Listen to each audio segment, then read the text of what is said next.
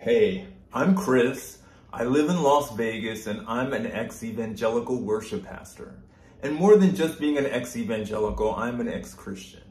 So, you may have noticed I'm playing worship songs and I'm dressed like Jesus. You might be wondering why, if I could. So, there could be a couple of reasons for this. Again, it could be said that imitation is the most purest form of flattery. Or you could say that I'm trying to emulate the words and the life and the legend of Jesus. You could be saying that. Or you could be saying I'm mocking the entire thing, the entire idea of the Jesus story. Now, all of those sound awesome, but none of them are quite on the nail or quite like the whole story or explanation. If I could. So, 20 some years ago, I was a worship pastor, and I wasn't a worship pastor for the entire time. I was on worship teams for like a good 10 years. And in between that 10 years, and I did have a tenure as a worship pastor at a church. I will always love and treasure those times, even though I am no longer a Christian or an evangelical Christian. The music was beautiful. The wonderful, talented people I got to meet totally touched my heart, and I still love them to this day, and I miss those times. And again, playing those old songs, it reminds me of a time where I was a person of faith, and I believed without evidence that miraculous things could happen. So I will always hold all of that near and dear to my heart. As a musician, we often believe that all music is the soundtrack of our lives, and all of that worship music from back in the day is a soundtrack of a portion of my life, and I will always love and treasure them. So that is a big reason why I do this thing while I dress like what is perceived as Jesus nowadays, and why I play that old music. Lately, I've been playing a couple of Keith Green songs because he was a piano player and Christian musician, worship leader, and I had a little bit more in common with that guy than I've ever thought. That being said, why am I dressed like Jesus again? Who's to say I really am? Who's to say the historical Jesus looked anything like this?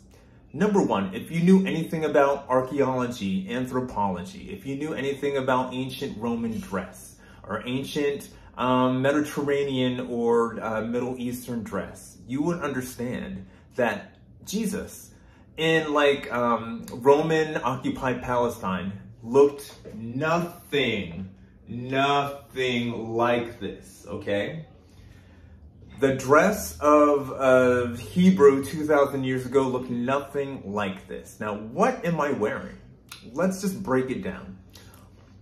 I am wearing a Halloween costume of supposed Jesus. And that Halloween costume kind of runs in tradition of Jesus depicted in historical art.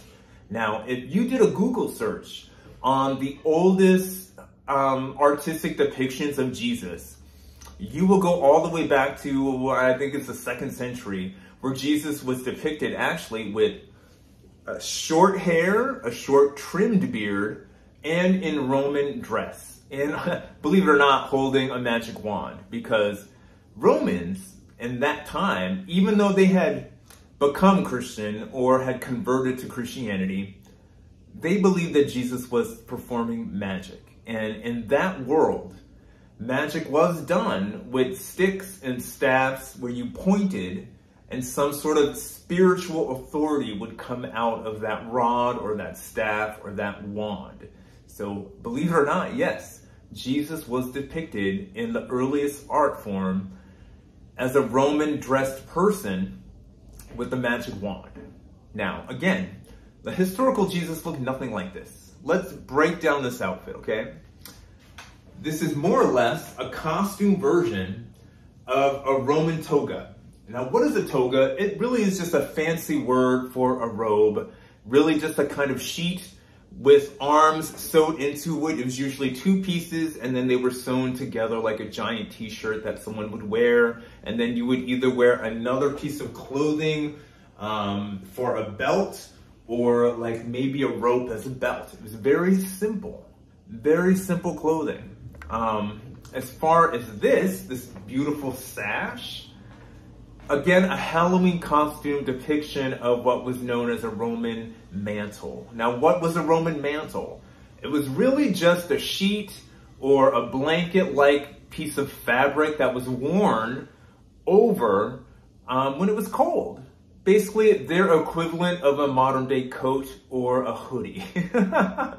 So basically, I'm wearing a Roman toga with a Roman mantle, and people would perceive that as being some sort of Jesus, but at best, it's a cartoon parody of the historical Jesus, whatever that guy wore.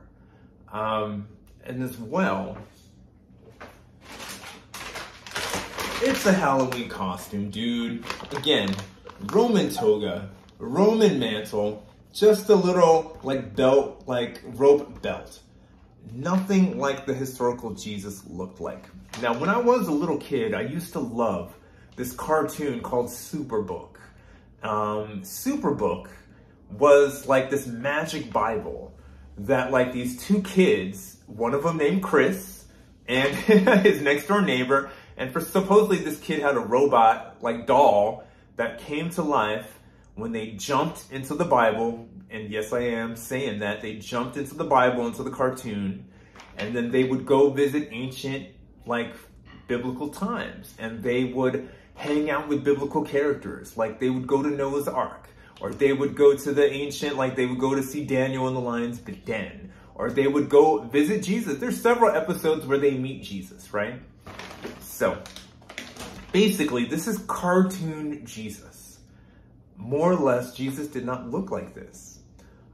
But, again, I love those old times. I love that old music. It will always be a soundtrack of my life.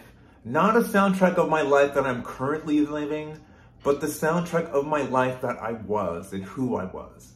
So, believe it or not, dressing like this and playing a little music that I used to truly love makes me feel better. And it tells me how far I've come and who I am and who I was.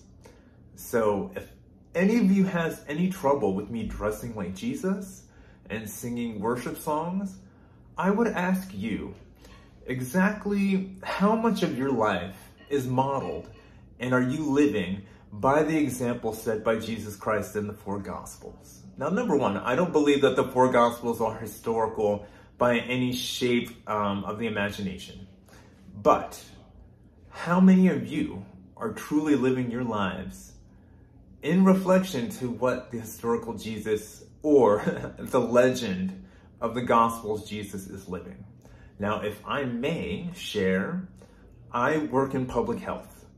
I do diagnostic testing, and I'm a counselor, both a grief and crisis counselor, certified to help people, basically. My job is literally to help the poor and heal the sick. I am just one cog in the machine of American healthcare, as messed up as it is. But you see people as you go along the way. When you go into a doctor's office, you're greeted by the people at the front door or the reception people.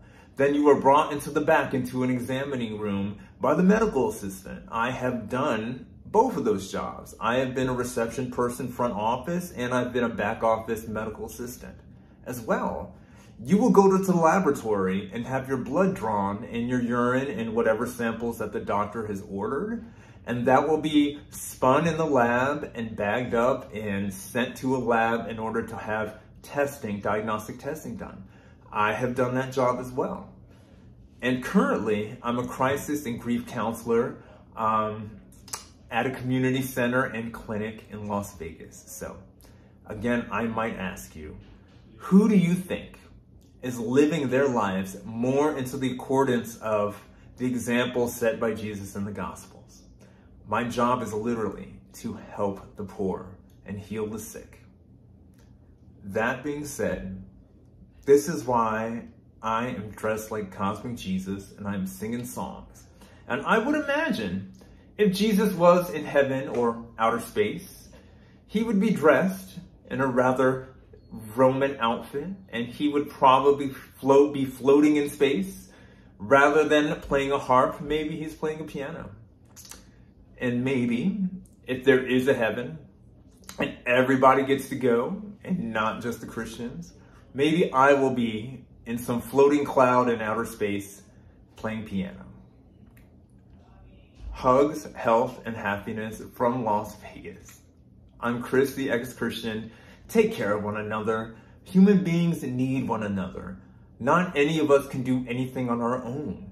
Human beings need one another to lift each other up. And I would encourage you, whomever you are, whatever your religion is, whatever your political affiliation is, that you would take the time to lift up another human being who is down and to help them without judgment and to listen to their problems without judgment.